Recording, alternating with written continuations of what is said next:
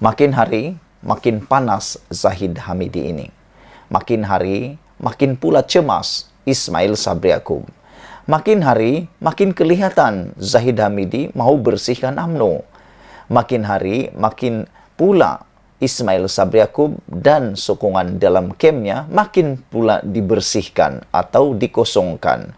Dan makin hari, makin pula kita melihat seakan-akan Zahid Hamidi benar-benar mahu menjadi Perdana Menteri bagi menggantikan Ismail Sabri Yaakob. Ini semua kelihatan melalui langkah-langkahnya yang telah menggugurkan kebanyakan calon dan menteri kabinet dalam kabinet Ismail Sabri Yaakob. Adakah ini petanda bahawa memang benar Zahid Hamidi tidak mahu mengekalkan kuasa Ismail Sabri Yaakob dan untuk menunjukkan bahawa dialah yang paling berkuasa dalam UMNO selepas Perdana Menteri tidak punya kuasa lagi kerana telah membuarkan parlimen?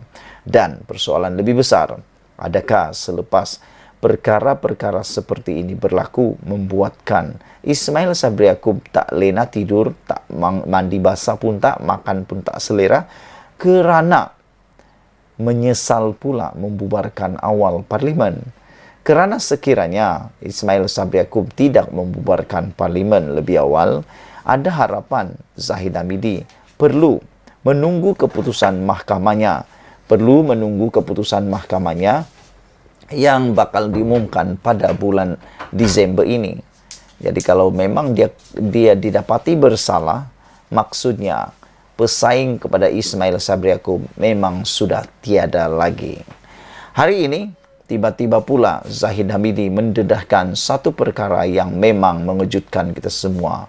Apabila Zahid menyebut bahawa perkara itu tipu, Zahid Nafi, calon Barisan Nasional, dipaksa tanda tangan surat sokongan. Oh, apa cerita ini, bosku?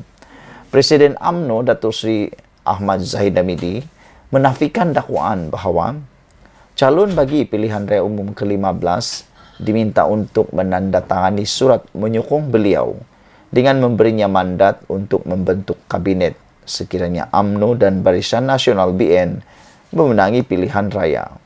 Kalau ini benar, maka apalah guna Perdana Menteri Ismail Sabri Yaakob kalau benar Ismail Sabri Yaakob akan menjadi Perdana Menteri? Kerana yang membentuk pula kabinet ialah Zahid Hamidi. Makna kata, boleh kata, kalau ini benar, boleh kata Ismail Sabri Yaakob hanya sebagai boneka dan topeng sahaja. Itulah yang kita tidak kehendaki. Itu kita tidak mahu. Itu kita tolak. Rakyat Malaysia harus menolak perbuatan seperti ini kerana yang sepatutnya membentuk kabinet bukan Presiden Parti tetapi Perdana Menteri. Namun demikian, Zahid Hamidi telah pun tegas muktamad mengatakan itu tipu. Katanya ringkas ketika diminta mengulas mengenai dakwaan tersebut yang dilaporkan oleh sebuah portal berita semalam. Sebenarnya aku setuju juga apabila dikatakan itu tipu. Tapi kita kena berhati-hati. Karena di Malaysia ini banyak kali terbukti sudah banyak kali dah terbukti dan memang terjadi berita kabar angin. Kabar-kabar angin akan jadi kebenaran. Kabar-kabar angin yang dinafikan, kebenaran yang kononnya adalah kabar angin, akhirnya terbukti benar pula. Akhirnya kebenaran akan timbul juga. Tapi tak apalah, kita anggap dahulu apa yang dikatakan oleh Zahid ini sebagai kabar angin semata-mata. Akhirnya nanti kebenaran akan ketahuan juga kalau memang itu benar-benar berlaku. Sementara itu, Ahmad Zahid yang juga pengerusi BN enggan mengulas mengenai spekulasi penyandang kerusi Parlimen Arau Datuk Seri Saidan Kasim yang akan digugurkan sebagai calon BN bagi Parlimen itu. Ahmad Zahid mengatakan, tunggulah pengumuman malam ini. Kalau nak penjelasan mengenai spekulasi itu, katanya ditemui pemberita selepas perbicaraan kes bela dirinya di Mahkamah Tinggi hari ini. Sahidan menerusi hantaran di laman Facebooknya memaklumkan bahawa Bilik gerakan BN Arau ditutup malam tadi sebelum PRU 15. Malam ini, malam kesedihan yang teramat sangat, kata Sahidan. Semua bilik gerakan BN Parlimen Arau ditutup dan bendera diturunkan. Kali pertama dalam sejarah, katanya dalam hantaran itu. Media sebelum ini melaporkan desas-desus bahwa nama Sahidan dan penyandang kerusi Parlimen Padang Besar, Datuk Zahidi Zainul Abidin, tidak tersenarai sebagai calon pada PRU 15. Saudara-saudara, adakah benar dakwaan ini atau tidak? Kita akan ketahui juga akhirnya.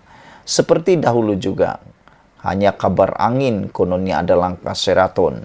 Tapi akhirnya, las-las tumbang juga kerajaan Pakatan Harapan kerana langkah Sheraton. Tindakan sebahagian orang yang mengkhianati mandat rakyat, pergi pula lompat-lompat parti, pergi pula menarik sokongan. Kali pertama beramai-ramai berjemaah dalam politik Malaysia, akhirnya tumbanglah Pakatan Harapan. Selepas itu, kabar angin tersebar lagi. Kononnya Perikatan Nasional mula goyah dan dinafikan mula-mula oleh Muhyiddin Yassin.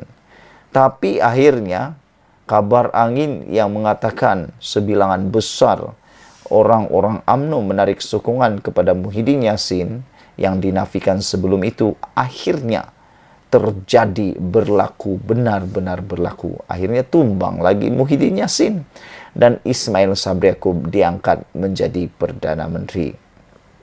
Selepas itu, kabar angin lagi bertiup kencang, menyatakan bahawa Parlimen akan bubar pada tahun ini, yaitu pada bulan Oktober atau bulan November.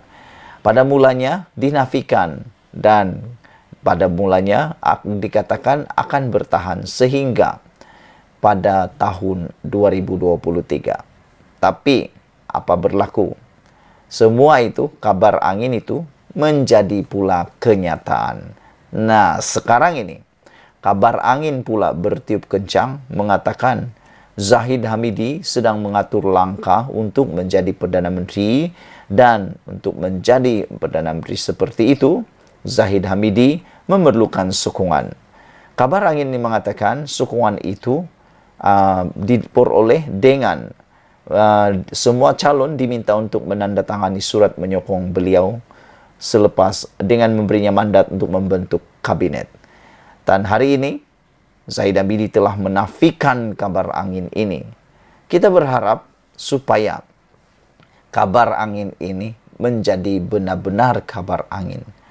Kerana kalau ia menjadi kebenaran, kita harus menolak perkara itu. Kerana, aku nak kata sekali lagi, yang membentuk kabinet bukan Presiden Parti, tetapi Perdana Menteri Malaysia.